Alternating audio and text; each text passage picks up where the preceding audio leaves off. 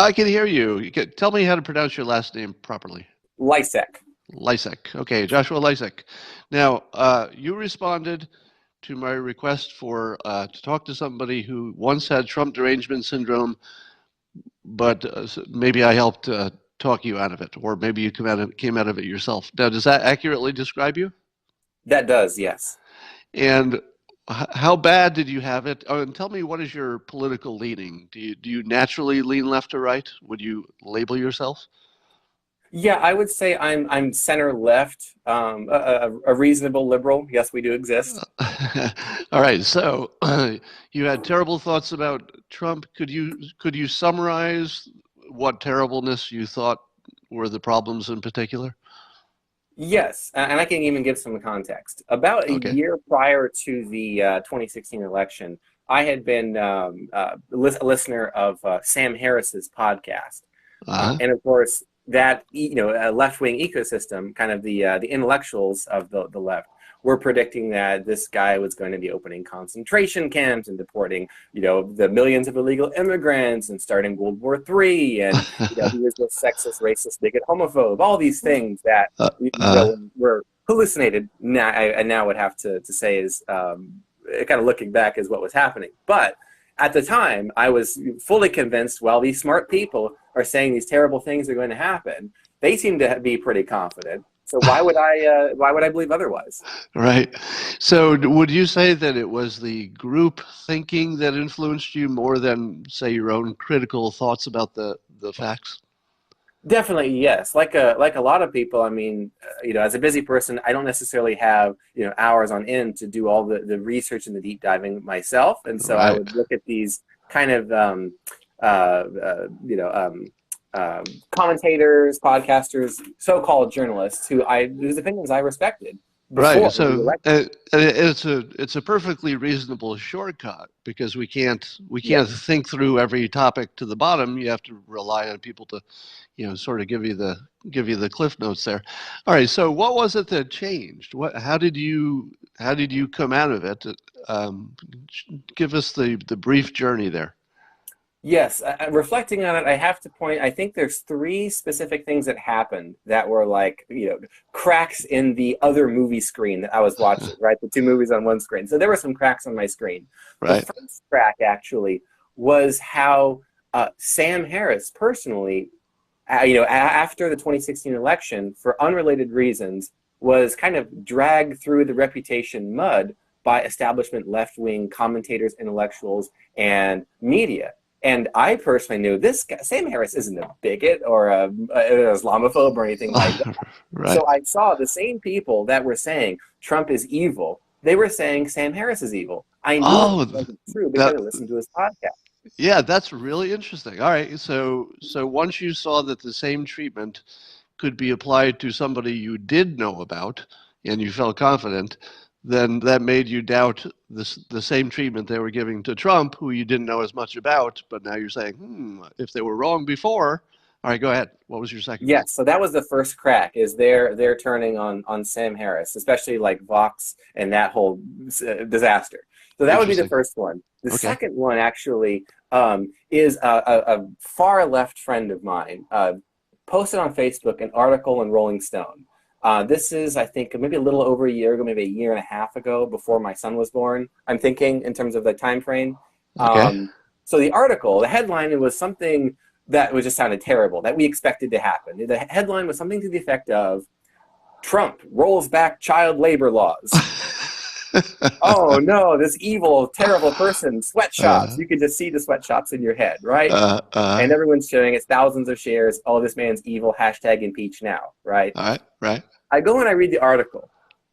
The article is about how the Trump administration is instituting a new labor rule which allows blue collar employers to hire 16, 17-year-old high school graduates to work at their companies as apprentices. I read that and I say, I completely agree with that. I'm Right. totally on board with that. Right. And Okay. yet the headline was so far removed from that. It was a hyper exaggeration. That was the second crack. And then I said to my wife, I said, How many other Trump rolls back child labor laws headlines have we seen that we would, if we had read the story, if we just clicked and read, we would completely agree with it. So what's the third thing? Yes, the third thing was you. Okay. And so this was a little over a year ago, before the hoax funnel. So this is a little over a year ago. You had the hoax tunnel. It looked kind of like a wind tunnel. You had this drawing on your whiteboard, and you listed the various media hoaxes or exaggerations or lies about President Trump. You said, don't start with the big one. Start with this little one and work your way through. It looked like a wind tunnel, right? So like work your way through the hoax tunnel, and you realize, maybe there are legitimate reasons to vote for someone else. In my case, I'm kind of on the Andrew Yang bandwagon for 2020. But there are legitimate reasons, to like President Trump's results in his administration, and there's, reasons to maybe not approve. But these are not any of those reasons. All right. So, what's unusual about your journey is that it involved reason and actually learning, which is so rare. And I think it helped a lot that you said you're sort of moderate left leaning. Your appreciation for Andrew Yang sort of speaks to that. I mean, Yang is half Republican. I don't know what he is. I don't know how he could get elected because he's only half one side and half the other. But all right, that is very interesting. Now, did you get any pushback from your friends who presumably remain Trump haters? Well, whenever I bring up something like maybe they've shared a headline or, did you hear about what Trump did today? And I'll say, well, I looked into that story, actually. I read past the headline in the article, and actually it was ABC.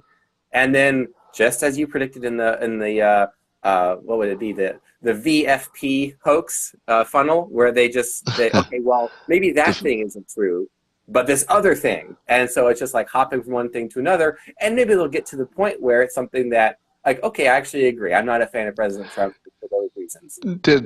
Joshua, did you see the video clips of the times that President Trump used the same mocking expression as he was blamed for mocking the reporter who had the handicap with his arm?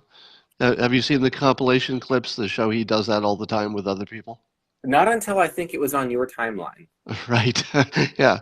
So the news funnel completely protects people who are the Trump haters from seeing the exculpatory video. They just never see it. And so you can kind of understand why people are fooled. Now, you had the ability to start with a Sam Harris, who I would say is actually not really political in a way, wouldn't you say? Yeah. And I think that the type of people he was having on his podcast had some sort of either political affiliation, or they're economists, they're commentators, they're technologists. And for their own reasons, they had fears about right. Possibly being an existential risk, like Eric Weinstein. I think that was right. Weinstein's phrase, existential risk. Yeah, I even when I disagree with Sam Harris, I appreciate that he's trying to get there through some kind of process of reason and facts and discovery and learning, etc. Like he's trying to get to places through rational processes. Unfortunately, he lives in an irrational world, so that's going to have a limited effect on people's minds. So Joshua, thank you so much, and I'm sorry about my miscue yesterday, my technical error that delayed this till today, but this is fascinating. Is there anything else you want to add? Yeah, I just saw a comment in here I want to respond to. Somebody asked, is he an artist or an engineer? As you probably expect, just like Andrew Yang, I am both. So I'm an entrepreneur. I own my own business. I'm a real estate investor as well. But my main business is as a ghostwriter. So it's creativity, it's writing. So I own a creative business in addition to another enterprise. So a little bit of both.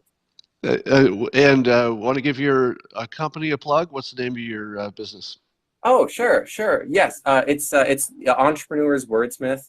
EntrepreneursWordsmith.com is my business. I've ghostwritten 40 full-length books since 2011, so we're celebrating 8 years this month. All right. What kind of books do you ghostwrite? A certain genre or anything? Most of them tend to be business books, entrepreneurship books by thought leaders or aspiring thought leaders who are maybe experts in a specific niche or industry, and they want to go mainstream. And so they see a book being something that can open the door to greater awareness of their personal brand and credibility. Excellent. All right, excellent. And if somebody wanted to reach you on Twitter, tell them your Twitter handle. Sure, at Joshua Lisec. Lisec is spelled Lisec. Hit me up at Joshua Lisec. Great. Thanks, Joshua. We're going to go on with the show, and I appreciate you very much. Thanks, Scott. Appreciate it. All right. Bye-bye.